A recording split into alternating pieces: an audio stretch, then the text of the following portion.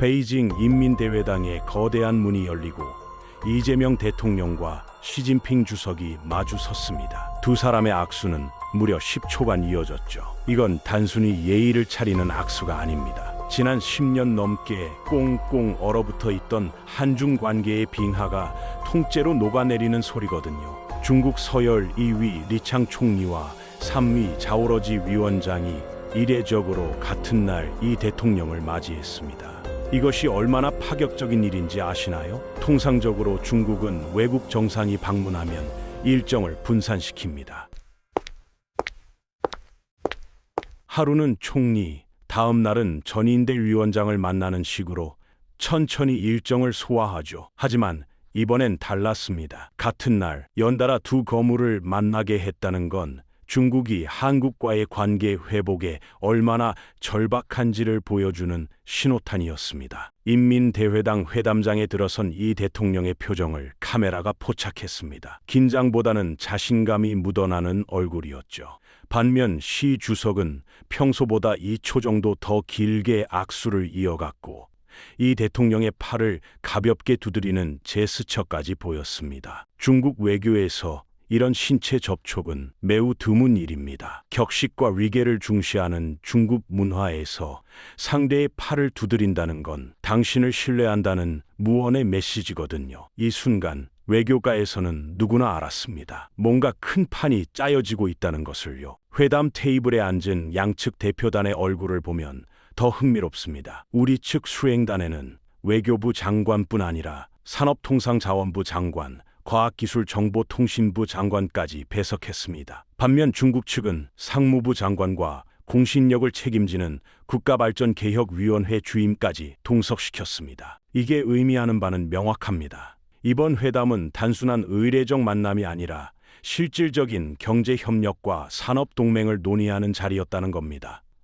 외교적 수사가 아닌 돈이 오가고 기업이 움직이는 진짜 협상이 벌어진 거죠. 시 주석이 회담 모두 발언에서 꺼낸 말이 압권이었습니다. 이제 한중 관계는 되돌릴 수 없을 만큼 단단해질 것이다. 외교가에서는 이 문장을 두고 밤새 분석에 들어갔습니다. 되돌릴 수 없다는 표현은 중국 외교 수사에서 최상급 약속을 의미하거든요. 보통 중국은 지속 가능한 발전, 호혜적 협력 같은 중립적 표현을 즐겼습니다. 하지만 이번엔 달랐죠. 되돌릴 수 없다는 건 정권이 바뀌어도 국제 정세가 요동쳐도 이 관계만큼은 지켜내겠다는 강력한 의지 표명입니다. 이건 한국에 대한 정치적 보증 수표나 마찬가지였습니다. 회담이 끝나고 공동 성명이 발표되는 순간 저 멀리 평양에서는 김정은 위원장이 딸 주애의 손을 잡고 러시아 파병군 기념관으로 향했습니다. 이 타이밍이 우연일까요? 절대 아닙니다. 북한의 선전 매체는 이 장면을 대대적으로 보도하며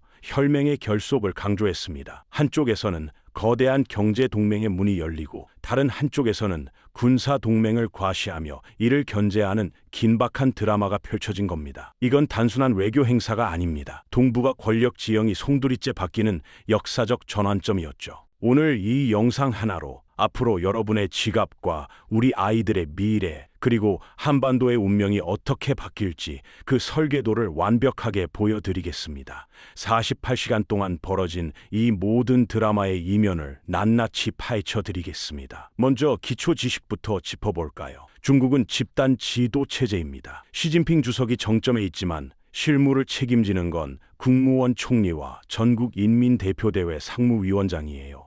현재 그 자리에 있는 사람이로 리창 총리와 자오러지 위원장입니다. 리창 총리는 경제학 박사 출신으로 중국 내에서도 손꼽히는 실무형 테크노크라트입니다. 그는 지난 20년간 랴오닝성 경제 재건, 광둥성 제조업 혁신을 주도하며 중국 경제의 핵심 엔진을 설계해온 인물이죠. 이런 그가 우리 대통령에게 직접 만나자고 먼저 손을 내밀었다는 건 의미심장합니다. 회담장에서 리창 총리는 두꺼운 서류 뭉치를 꺼내 들었습니다. 그 안에는 한 무역협정 2단계 협상안이 빼곡히 담겨 있었죠. 그는 이 대통령에게 말했습니다. 한중 FTA 2단계 협상을 연내에 마무리 짓자. 이 한 문장이 떨어지는 순간 우리 수행단의 표정이 일제히 굳어졌습니다. 왜냐하면 한중 FTA 2단계 협상은 지난 8년간 사실상 동면 상태였거든요. 사드 배치 이후 중국은 이 협상을 사실상 얼려버렸습니다.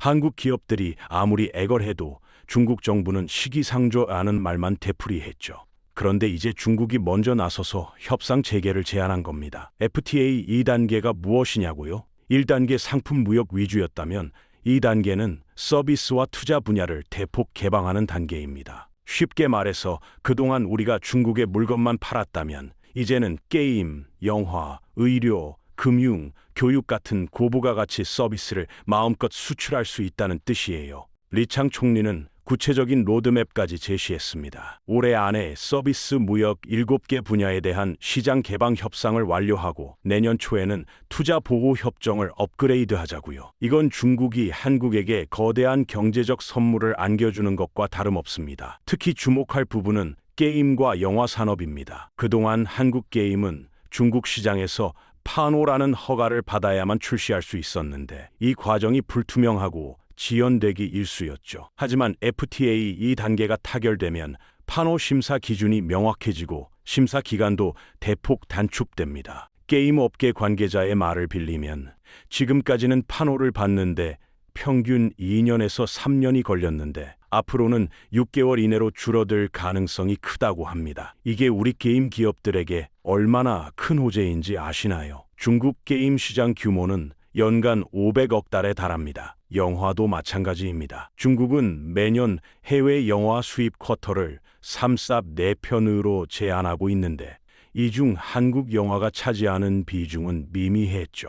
하지만 FTA 2단계 협상에는 쿼터 확대와 합작 영화 제작 지원이 포함될 예정입니다. 한류 콘텐츠가 다시 중국 극장가를 장악할 날이 멀지 않았습니다. 리창 총리와의 회담이 끝나고 이 대통령은 곧바로 자오러지 위원장을 만났습니다. 자오 위원장은 중국 입법부의 수장으로 법과 제도를 만드는 실질적인 권한을 가진 인물이에요. 그가 이 대통령에게 건넨 말은 더욱 직설적이었습니다. 문화 교류 활성화를 위한 법적 기반을 마련하겠다. 이게 무슨 뜻이냐면 사실상 한한령의 공식적인 사망 선고를 의미합니다. 한한령이란 2016년 사드 배치 이후 중국이 한국 엔터테인먼트를 사실상 차단한 비공식 규제를 말하죠. 한국 연예인은 중국 TV에 출연할 수 없었고 한국 드라마는 방영이 금지됐습니다. 하지만 자오 위원장은 이번에 명확한 선을 그었습니다. 앞으로는 정치적 이유로 문화 교류를 막지 않겠다.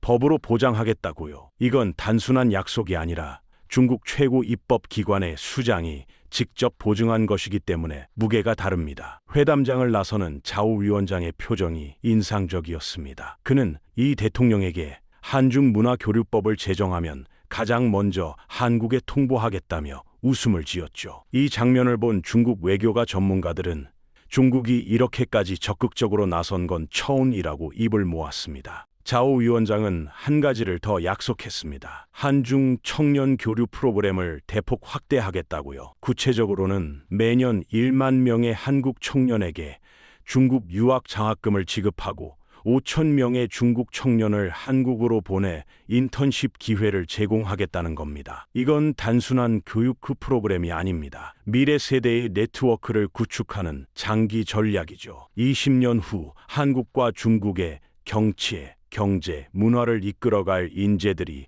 지금 서로의 언어와 문화를 배우며 끈끈한 관계를 맺는 겁니다. 이건 눈에 보이지 않지만 가장 강력한 외교 자산입니다. 회담이 끝나고 공식 일정 사이 이 대통령 수행단은 숙소로 돌아왔습니다. 그런데 그날 저녁 예정에 없던 일정이 하나 추가됐습니다. 바로 상하이시 당서기 천민얼과의 단독 만찬이었죠. 이 소식이 전해지자 청와대 외교안보실은 긴장했습니다.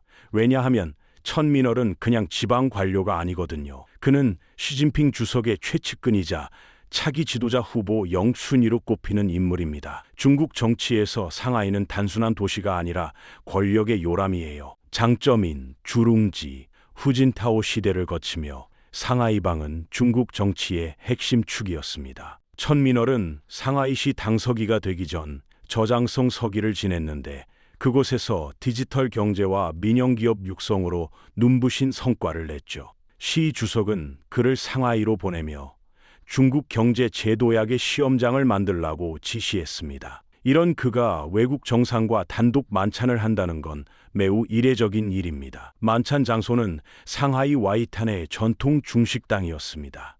화려한 샹들리에 아래 두 사람은 마주 앉았죠.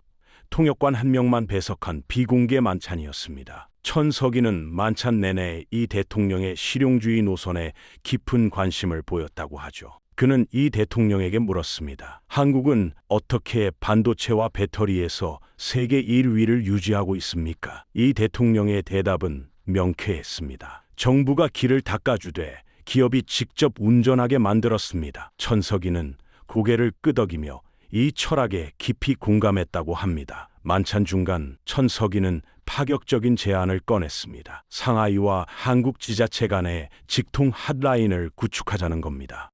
이게 무슨 의미냐면 중앙정부의 복잡한 행정 절차를 거치지 않고 상하이시와 서울시, 경기도, 부산시가 직접 경제 협력을 논의할 수 있다는 거예요. 예를 들어 서울시가 스마트시티 기술을 상하이에 수출하고 싶다면 기존에는 산업통상자원부와 중국 상무부를 거쳐야 했습니다. 하지만 직통 핫라인이 생기면 서울시와 상하이시가 직접 협상해서 프로젝트를 진행할 수 있죠. 이건 실제 돈이 도는 경제협력의 돌파구를 마련한 겁니다. 천석이는 구체적인 협력 분야까지 제시했습니다. 수소버스, 스마트 그리드, 의료 로봇, 바이오 헬스까지 총 4가지 분야에서 상하이가 한국 기업의 시험장이 되겠다는 겁니다. 특히 상하이의 1만 대 버스를 한국 수소 기술로 바꾸는 프로젝트를 언급했을 때 이 대통령의 눈빛이 달라졌다고 합니다. 만찬이 무르익을 무렵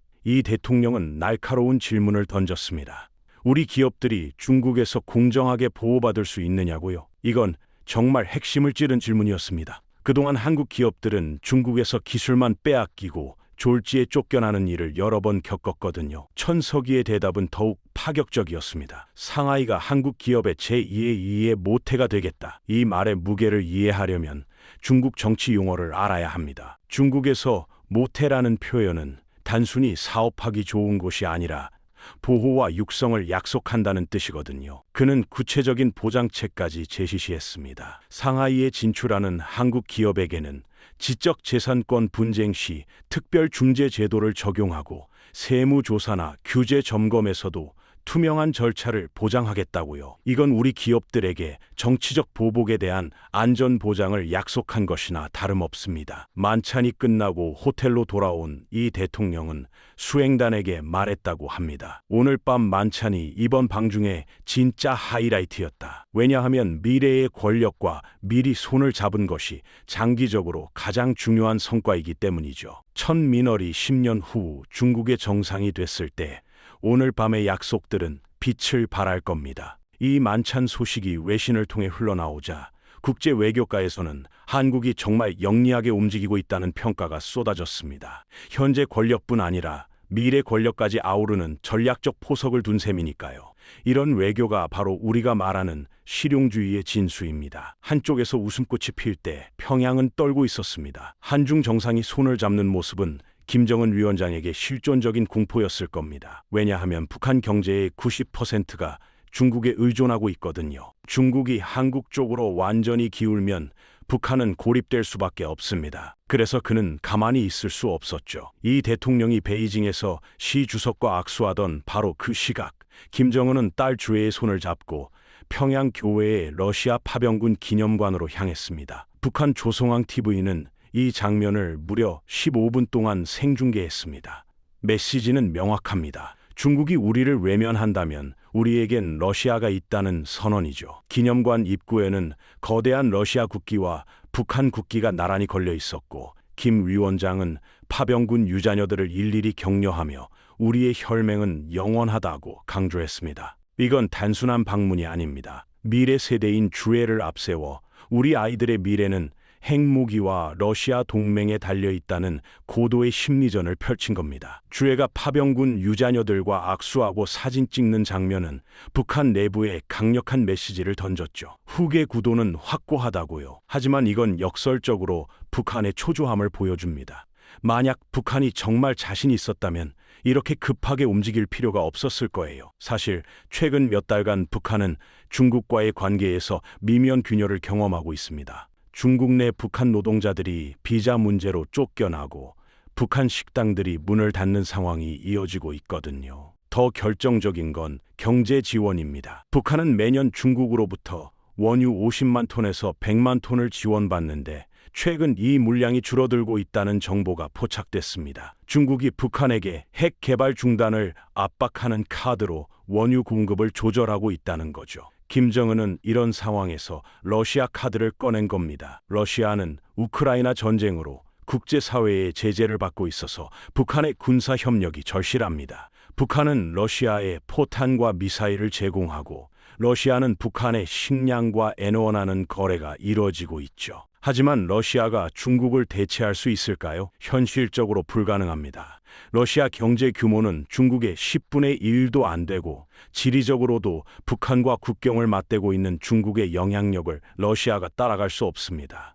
결국 김정은의 러시아 카드는 중국을 압박하기 위한 벼랑 끝 전술에 가깝습니다. 북한 내부 소식통에 따르면 평양 엘리트층은 최근 한중 밀착을 매우 불안하게 바라보고 있다고 합니다. 중국이 한국을 선택하면 우리는 끝이라는 위기감이 지배층 사이에서 퍼지고 있다는 거죠. 이런 상황에서 김정은은 내부 결속을 다지기 위해 주해를 전면에 내세운 겁니다. 주해의 등장 빈도가 최근 급격히 늘어난 것도 주목할 만합니다. 작년까지만 해도 1년에 한두 번 공개석상에 나타났는데 올해 들어서는 거의 매달 모습을 드러내고 있죠. 김정은이 후계자 카드를 본격적으로 활용하기 시작했다는 분석이 나옵니다. 하지만 이건 양날의 검입니다.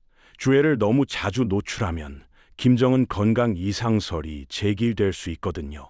국제정보기관들은 김정은의 최근 행보를 면밀히 분석하고 있습니다. 그의 체중이 다시 늘었고 걸음걸이도 예전보다 불안정하다는 관측이 나오고 있죠. 우리가 중국을 더 강력하게 우리 편으로 끌어들여야 하는 이유가 바로 여기에 있습니다. 중국이 북한에 숨통을 쥐고 있으니까요. 한중 관계가 좋아지면 중국은 북한에게 너희도 대화에 나서라고 압박할 수 있습니다. 반대로 한중 관계가 나쁘면 북한은 중국의 비호 아래 핵 개발을 계속할 수 있죠. 이번 이 대통령의 방중은 바로 이 역학을 바꾸는 전략적 한 수였습니다. 중국을 설득해서 북한 문제 해결의 파트너로 만드는 것, 이게 진짜 외교의 묘수입니다. 김정은이 러시아 카드로 허세를 부리는 건 어쩌면 그의 불안함을 방증하는 것일지도 모릅니다. 자, 이제 진짜 중요한 질문입니다. 그래서 내 지갑엔 어떤 변화가 오는데 외교 뉴스가 아무리 화려해도 국민 생활과 무관하다면 의미가 없죠.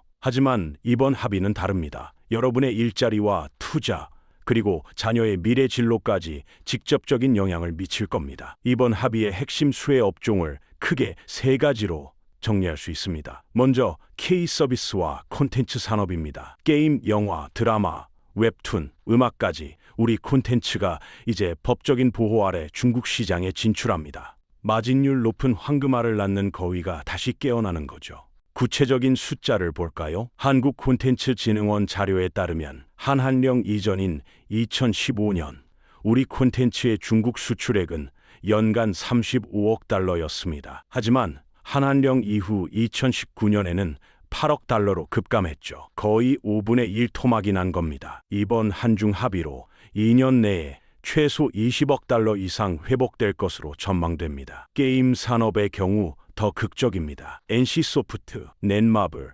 크래프톤 같은 대형 게임사들이 중국 시장에서 완전히 발이 묶여 있었거든요. 하지만 FTA 이 단가 타결되면 판호 심사 기간이 획기적으로 단축되고 합작법인 설립 요건도 완화됩니다. 업계 추산으로는 게임 산업 매출이 향후 3년간 연평균 20%씩 증가할 것으로 보입니다. 이건 게임사 주가에도 직접 반영될 거예요. 실제로 한중 정상회담 소식이 나온 후 NC소프트 주가는 일주일 만에 15% 급등했습니다. 투자자들이 미래 가치를 선반영한 거죠. 드라마와 영화는 어떨까요? 중국 OTT 플랫폼 시장은 연간 300억 달러 규모입니다. 한국 드라마는 중국에서 여전히 강력한 팬층을 보유하고 있어요. 한한령 기간에도 불법 스트리밍으로 한국 드라마를 보는 중국인이 수억 명에 달했다는 조사 결과가 있습니다. 합법적인 유통 채널이 열리면 제작사와 배우, 스태프 모두가 정당한 수익을 가져갈 수 있습니다. CJ ENM 같은 대형 제작사는 이미 중국 파트너사들과 협력 논의를 시작했다고 합니다. 내년에는 한중 합작 드라마가 대거 쏟아질 전망입니다. 두 번째 수혜 업종은 반도체와 공급망입니다. 미국 규제 때문에 걱정 많으셨죠? 미국은 중국의 첨단 반도체 수출을 막고 있고 한국 기업들도 이 규제에 묶여 있습니다. 하지만 가전과 자동차에 들어가는 범용 반도체 시장은 이번에 확실한 안전판을 확보했습니다.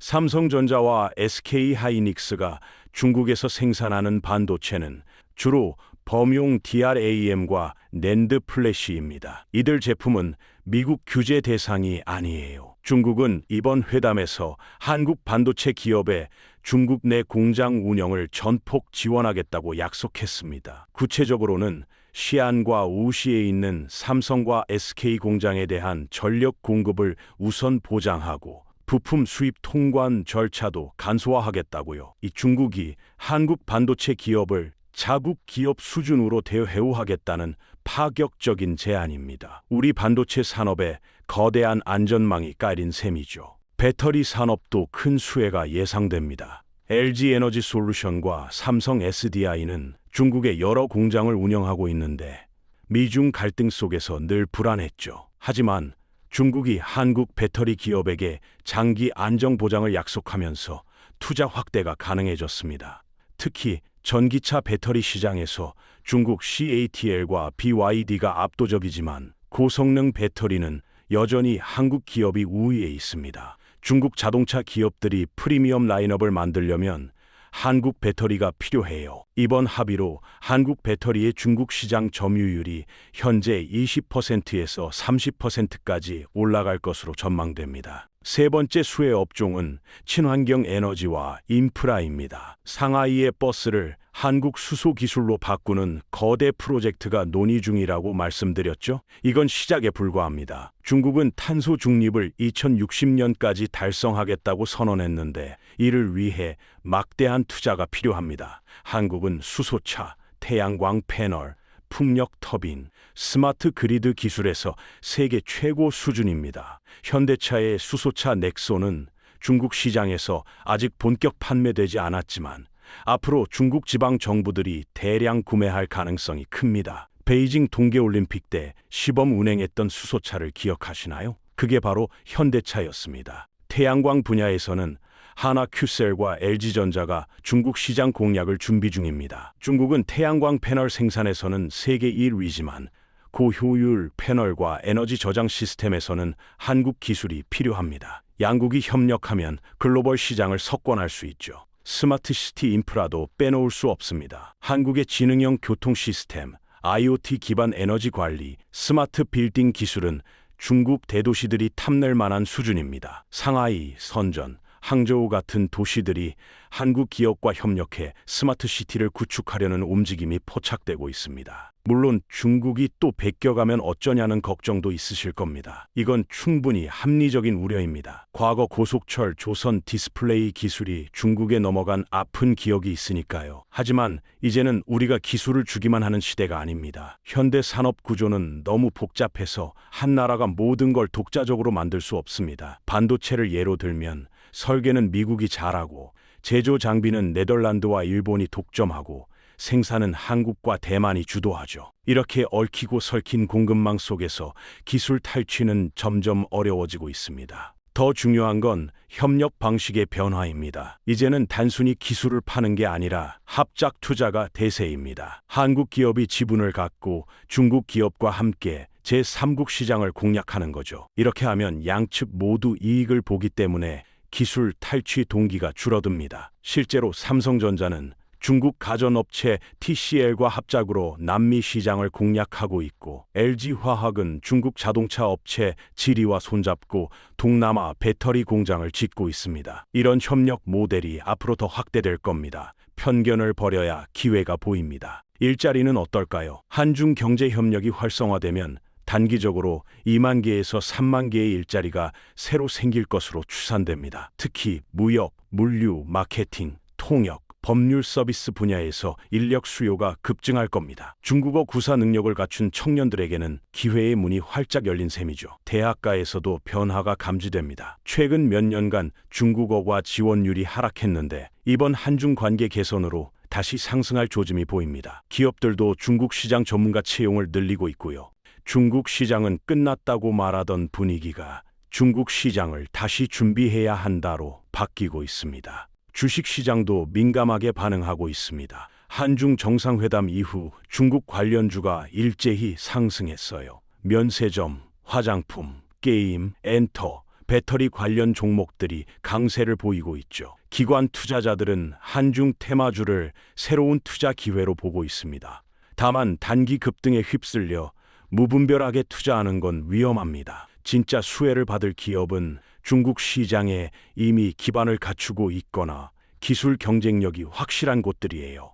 재무제표를 꼼꼼히 살피고 중국 사업 비중과 수익성을 따져봐야 합니다. 부동산 시장에도 변화가 올까요? 서울과 수도권에 중국인 부동산 투자가 다시 늘어날 가능성이 있습니다. 한안령 이전에는 중국인들이 강남, 송도, 제주도 부동산을 활발히 매입했죠. 한중 관계 개선으로 이런 흐름이 부활할 수 있습니다. 하지만 이건 양날의 검입니다. 외국인 투자가 늘면 일부 지역 집값이 오를 수 있거든요. 정부는 이를 대비해 외국인 부동산 취득 규제를 정비할 필요가 있습니다. 투자는 환영하되 투기는 막는 정교한 정책이 필요한 시점이죠. 관광산업도 큰 폭으로 회복될 전망입니다. 코로나 이전 중국인 관광객은 연간 600만 명이었고 이들이 한국에서 쓴 돈은 200억 달러에 달했습니다. 한안령과 코로나로 이 숫자가 제로에 가까워졌는데 이제 다시 살아날 겁니다. 명동, 동대문, 제주도의 상인들은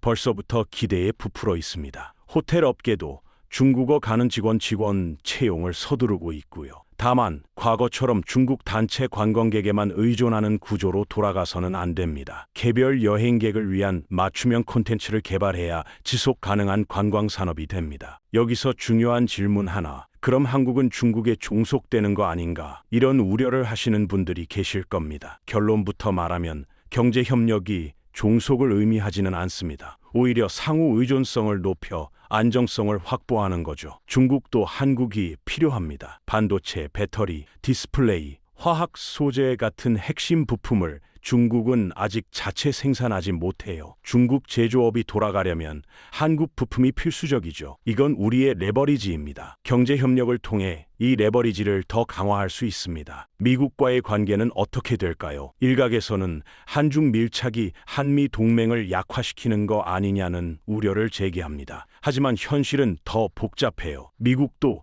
중국과 경제 관계를 완전히 끊지 못하고 있습니다. 미중 무역액은 여전히 연간 7천억 달러에 달하죠. 미국이 원하는 건 한국이 중국과 거래를 끊는 게 아니라 첨단 기술이 중국 군사력 강화에 쓰이지 않도록 관리하는 겁니다. 우리가 범용 반도체, 가전, 화학 제품을 중국에 파는 건 미국도 문제 삼지 않아요. 오히려 미국 기업들도 중국 시장에서 돈을 벌고 있으니까요. 우리는 미국과 안보 동맹을 유지하면서 중국과 경제 협력을 강화하는 균형 외교를 펼쳐야 합니다. 이게 쉽지 않은 줄타기지만 한국이 살아남는 유일한 길입니다. 어느 한쪽에 올인하는 순간 우리는 협상력을 잃고 종속됩니다. 이재명 대통령의 이번 방중을 관통하는 하나의 단어는 바로 지렛대입니다. 미국과 중국 사이에서 눈치 보던 외교는 끝났습니다. 이제는 우리가 판을 설계하고 우리의 몸값을 높이는 실용 외교의 시대가 열린 겁니다. 이 대통령은 베이징에서 당당했습니다. 회담 중 시진핑 주석이 한국은 현명한 선택을 했다고 말했을 때 이 대통령은 이렇게 답했다고 합니다. 선택이 아니라 필요입니다. 한국과 중국 모두에게 필요한 일입니다. 이 한마디에 이번 외교의 본질이 담겨 있습니다. 우리는 구걸하러 간 게 아니라 상생을 제안하러 간 거죠. 이런 외교가 가능했던 배경에는 한국의 기술력이 있습니다. 우리는 세계에서 손꼽히는 기술 강국이에요. 반도체 메모리는 세계 시장의 70%를 점유하고 배터리는 30%, 디스플레이는 40%를 차지합니다. 이런 기술력이 있기에 중국이 우리를 필요로 하는 겁니다. 하지만 기술력만으로는 부족합니다. 외교력이 뒷받침돼야 하죠. 이번 방중에서 이 대통령과 외교팀이 보여준 전략적 사고와 실행력은 매우 인상적이었습니다. 현재 권력자뿐 아니라 미래 권력자까지 만나고 중앙정부뿐 아니라 지방정부와도 협력 채널을 열었습니다. 이건 단순한 정상회담이 아니라 다층적인 협력 네트워크를 구축한 겁니다. 10년 후를 내다보는 장기 전략이죠. 우리 외교가 이 정도 수준에 올라섰다는 건 국민으로서 자랑스러운 일입니다. 물론 앞으로 실행이 더 중요하겠지만 출발은 성공적이었습니다. 북한은 어떻게 나올까요? 단기적으로는 더 거칠게 나올 가능성이 큽니다. 미사일 발사나 군사 도발로 한중 협력에 찬물을 끼얹으려 할 수 있어요. 하지만 장기적으로는 대화 테이블로 나올 수밖에 없습니다. 중국이 압박하면 북한은 버티기 어렵거든요. 중국은 이미 북한에 신호를 보냈습니다. 핵을 포기하지 않으면 경제 지원을 줄이겠다고요. 북한이 러시아에 매달려봤자 한계가 명확합니다. 결국 북한은 중국의 눈치를 볼 수밖에 없고 중국이 한국 편에 서면 북한도 태도를 바꿀 겁니다. 이게 우리가 노리는 전략적 효과입니다. 통일에 대한 논의도 새로운 국면을 맞을 수 있습니다. 중국은 한반도 통일에 대해 전통적으로 소극적이었어요. 통일된 한국이 미국의 영향력 아래 들어가면 중국 안보에 위협이 되니까요. 하지만 한중 관계가 좋아지면 중국의 이런 우려가 줄어듭니다. 중국이 통일된 한국도 중국과 협력할 수 있다고 믿게 되면 통일 과정에서 중국의 협조를 얻을 수 있습니다. 물론 이건 먼 미래의 이야기지만 가능성의 문이 조금씩 열리고 있는 겁니다. 통일은 우리 혼자 할 수 없어요. 주변국, 특히 중국의 동의가 필수적이죠. 일본과의 관계는 어떻게 될까요? 흥미롭게도 한중 관계 개선이 한일 관계에도 긍정적 영향을 줄 수 있습니다. 일본은 중국을 견제하기 위해 한국과 협력하고 싶어 하거든요. 한국이 중국과 가까워지면 일본은 한국을 잃지 않기 위해 더 적극적으로 나올 겁니다. 실제로 이번 방중 이후 일본 기시다 총리가 한국 방문 의사를 밝혔습니다. 한중일 정상회담 재개 논의도 빨라질 전망이에요. 동북아 3국이 협력하면 경제적 시너지가 어마어마합니다. GDP 합계가 20조 달러에 달하는 거대 경제권이 형성되는 거죠. 유럽은 이미 이런 움직임을 주목하고 있습니다. EU는 한중일 협력 강화를 견제하기 위해 한국과의 FTA 업그레이드를 제안했어요. 미국도 인도 태평양 전략에서 한국의 역할을 재평가하고 있죠. 우리가 주도권을 쥐면 여러 나라가 우리에게 러브콜을 보냅니다. 이게 바로 중견국 외교의 묘미입니다. 한국은 강대국은 아니지만 기술력과 경제력으로 무시할 수 없는 존재감을 갖고 있어요.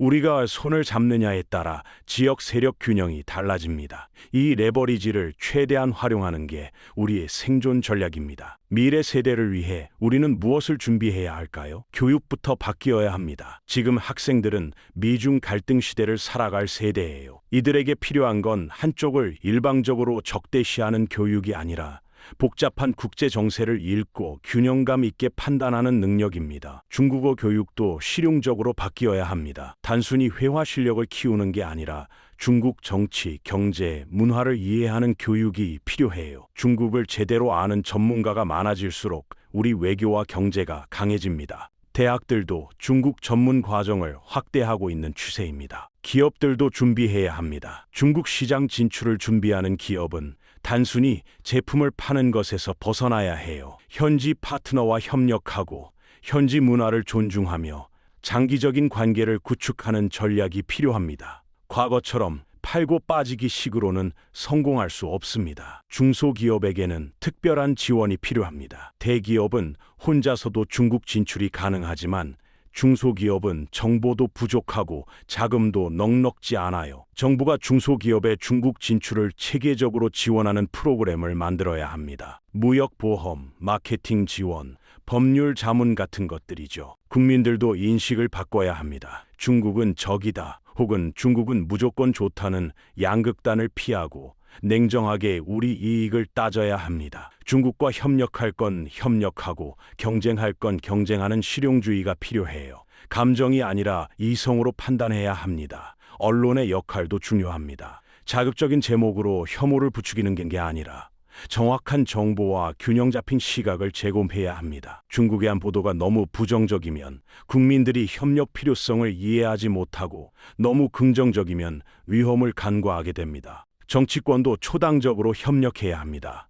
외교는 정권이 바뀌어도 일관성을 유지해야 효과가 있어요. 야당도 이번 방중의 성과를 인정하고 보완할 점을 건설적으로 제안해야 합니다. 외교를 정쟁의 도구로 삼으면 결국 국익만 해칩니다. 국제사회에서 우리의 위상도 달라질 겁니다. 한국은 이미 G7 확대 논의에 포함되고 다양한 국제기구에서 주도적 역할을 하고 있어요. 한중 관계 개선은 우리가 동북아의 중재 역할을 할 수 있는 기반을 만들어줍니다. 예를 들어 미중 갈등이 격화될 때 한국이 중간에서 다리 역할을 할 수 있습니다. 양측 모두와 좋은 관계를 유지하는 나라는 많지 않거든요. 이런 독특한 포지션을 활용하면 한국의 국제적 영향력이 더 커질 겁니다. 작은 나라지만 큰 역할을 할 수 있는 거죠. 결론은 이렇습니다. 이번 48시간은 대한민국이 동북아의 종속 변수에서 스스로 운명을 결정하는 독립 변수로 나아가는 거대한 발걸음이었습니다. 우리는 더 이상 강대국의 눈치만 보는 약소국이 아닙니다. 기술력으로 무장하고